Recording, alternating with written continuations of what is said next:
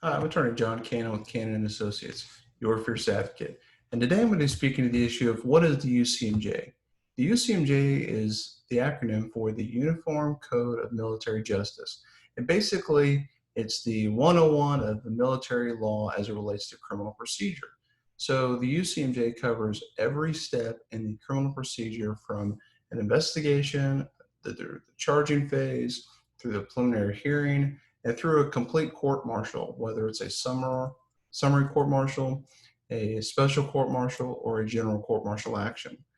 The Uniform Code of Military Justice has the military rules of procedure in it, which is just like criminal procedure, whether it's state, federal, or municipal rules. And it gives you the A through Z of the process and how to make sure that if you are representing or the party that's been charged with a uniform code of military justice offense that we'll speak to in a moment, it gives you the steps to make sure that your rights are being protected. Additionally, for prosecutors or JAGs that are prosecuting in a case, often called the trial counsel, it gives them the proper procedure to make sure that they are protecting the rights of not only the defendant, but also complaining witnesses or victims in the case. Additionally, it's a tool for the judge in criminal proceedings in the military to ensure that those processes are being followed, similar to or almost mirroring what happens in federal and state criminal court procedures. Additionally, the UCMJ has the military rules of evidence, the MRE, similar to the state and federal rules of evidence, or the FRE.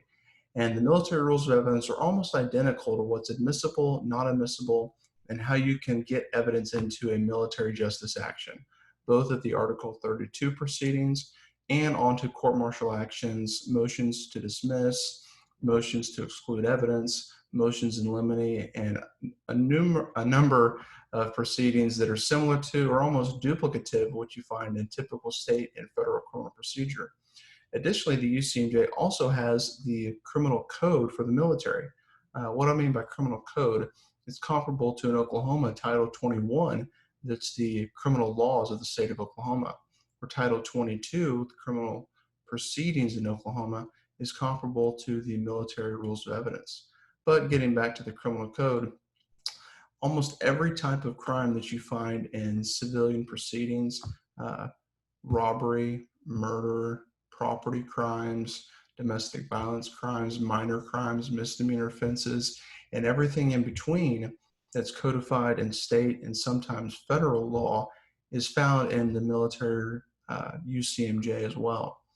What is different from the UCMJ to state and federal criminal proceedings is that there are military specific offenses in the UCMJ. So offenses that relate to doing something against the commander's order, against good order and discipline, adultery, which is found in some state statutes still, and other offenses that are specific to the military. So leave without authorization and other things that relate specific to good order and discipline in the military that give the commander the authority to determine what level of punishment to pursue. Uh, the Uniform Code of Military Justice is a substantial text. In fact, I'm going to grab it real quick and show it. And we're back. This is a copy of the Uniform Code of Military Justice. It's got quite a bit of wear and tear from the years that I've been using it to litigate both as a prosecutor in my time in the National Guard, but also as defense counsel for numerous soldiers and service members, airmen and service women in our military.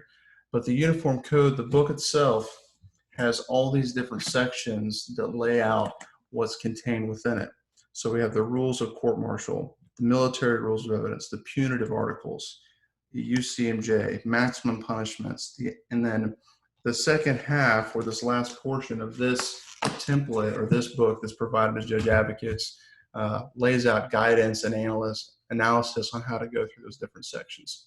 I hope this has been useful explaining to you what the UCMJ is and how it covers really everything that you need in order for a commander to conduct military justice. If you have any more questions about military justice, please feel free to reach out, or you can put a comment down in the post of this video. I'd be happy to respond to you. Additionally, you can find more resources on our website, jpcannonlawfirm.com.